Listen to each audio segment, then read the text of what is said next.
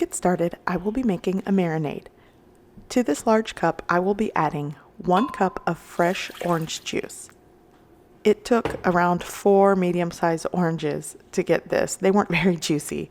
I'm also going to add a 1/3 cup of fresh squeezed lime juice. Now the next ingredient you can substitute with soy sauce, but I like to use 1 tablespoon of Maggi seasoning sauce. It basically has the same flavor of soy sauce, but it comes from wheat and not soy. So I'm going to make sure I get most of it out of this container.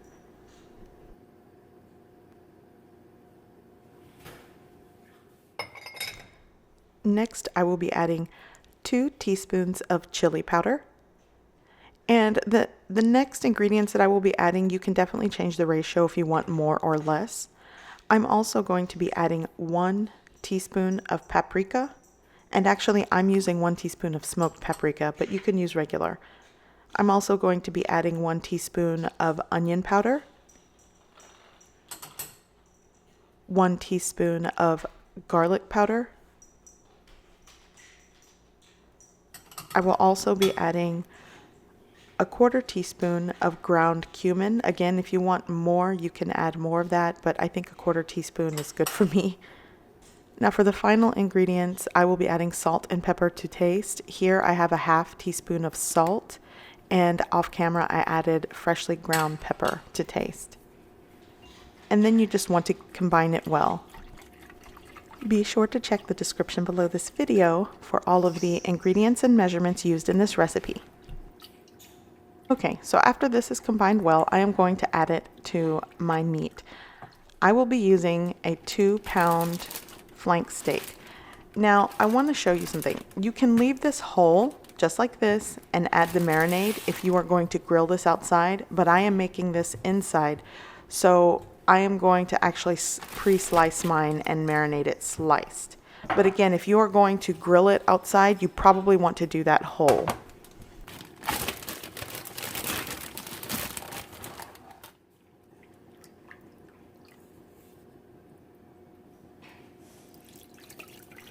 Okay, so I've added my marinade to the meat, and I'm just going to zip up the Ziploc bag. You could also do this in a bowl. I'm going to refrigerate and marinate this for at least 2 hours, but overnight for best results. And also, if you are using a Ziploc bag, make sure that you get most of the air out so that the marinade covers the meat you're marinating. I'm also going to be making chicken fajitas, so I am going to marinate 1 pound of chicken breast. And I made the same exact marinade, but I just have the recipe because I'm only making 1 pound. The flank steak was 2 pounds, and the chicken breast is only 1 pound of chicken breast. And I'm doing the same thing, pouring it into the Ziploc bag, zip it up, and marinating it. I actually prefer to marinate them overnight, but since I'm doing this the day of, I'm going to let them go for around 2 to 3 hours in the fridge before cooking them. And again, I'm going to actually pre-slice mine. I did that off camera. Okay, here I'm going to make a simple topping for my tacos. So I have added 3 chopped Roma tomatoes to a bowl. I'm also going to add 1 chopped jalapeno. I've removed the seeds and veins. If you want heat, leave it all in. Or you could also use a serrano pepper. I'm also going to be adding a 1/2 to a full cup of chopped onion. I really didn't measure it. I'd say it's more 1/2 cup. And the ratios of these ingredients are up to you. I just wanted to show you what I'm going to make as a topping for our fajita tacos later. I'm also adding some chopped cilantro. And pretty much this would be considered a pico de gallo. Just add some lime and salt, you're good to go. I'm actually going to be adding some fresh avocado as well. I have 1 large avocado that I just chopped up, and I'm adding it right into the bowl. And then I'm going to finish this off with fresh squeezed lime juice and salt to taste. Give it a mix, and that's it. It's done. It's simple, and it's one of my favorite toppings when I make homemade fajitas. Now, while I continue to make this, I just want to mention, you definitely can use the toppings of your choice when making homemade tacos. I know when we go to restaurants, they like to serve shredded lettuce, shredded cheese. I'm just going to keep things simple today. I'm going to make this fresh pico de gallo with avocado. I'm also going to be adding some sour cream, and that is it. I also sometimes like to make a zesty lime garlic butter sauce, but I'm going to skip that today. Again, just fresh and simple because I have other things to make and company will be arriving soon.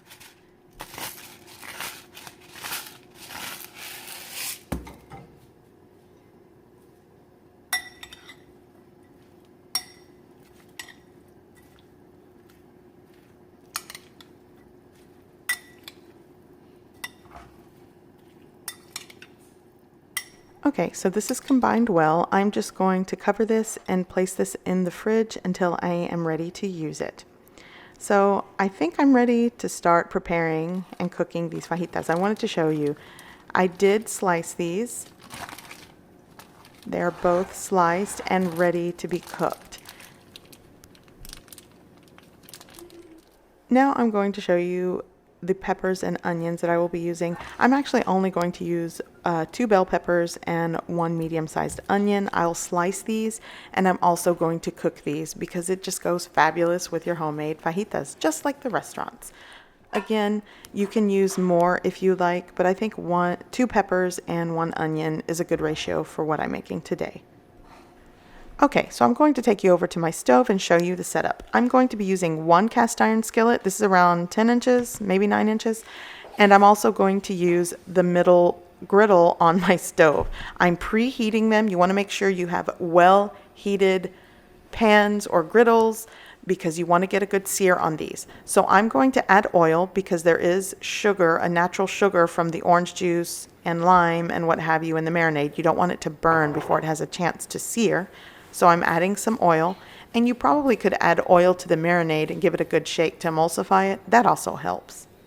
Now on my griddle, I am definitely using a high heat, and on the cast iron skillet, I will be using more of a medium high heat because that really does get hot. It's a smaller vessel, but this griddle, I want to make sure it's nice and hot. And as you can see, as soon as the meat hits the griddle, it's starting to sizzle and sear. That's what you want. If it doesn't sizzle and sear when it hits the pan, you definitely need to turn up the heat. Now, how you like your meat is going to determine how long you cook it. My family likes it well. They don't like to see much red in the meat, so I'm going to do my best to cook this well done. But if you do not like it overcooked or well, definitely adjust the cook time. It is up to you. But I want to show you this beautiful sear that the meat got. And it smells fabulous. It smells just like restaurant fajitas. Now, when it comes to making your fajitas, you could also use beef skirt. That is another cut of meat that works well with this marinade. And I know when we like to grill it outside, we typically like to go with beef skirt. We just marinate a whole bunch of those and put them right onto the barbecue pit. But today I decided to go with flank steak because there was a sale at the store for it, so I went with it. But definitely use what's convenient for your budget and for what you prefer. Okay, so I'm going to take all this beef off the griddle and start to cook the chicken. Now this is 1 pound of chicken breast, so I can pretty much fit this on the griddle. And then the cast iron skillet, I'm going to start cooking my onions and peppers.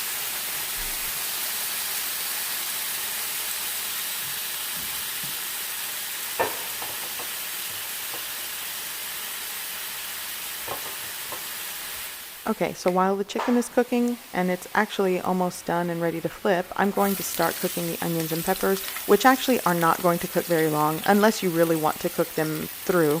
I like a little bite to mine, and they also continue to cook as they sit in the pan, so bear that in mind. By the way, I did add a tablespoon or 2 of oil to the bottom of the cast iron skillet before adding the peppers and onions.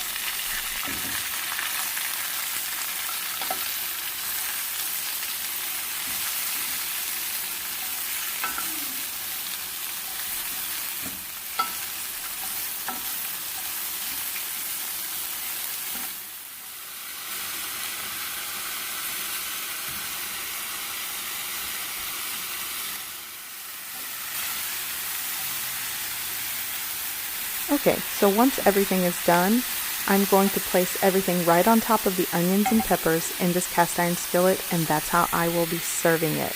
Let me show you what it looks like.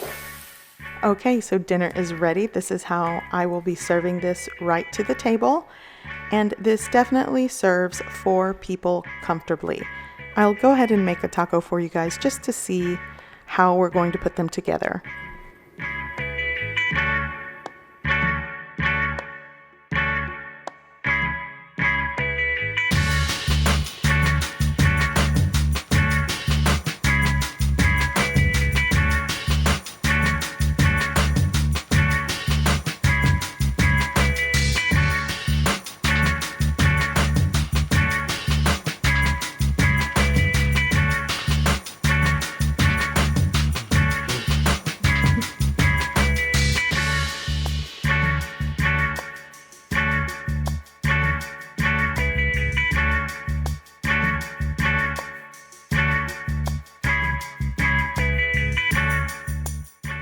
I hope you give this recipe a try.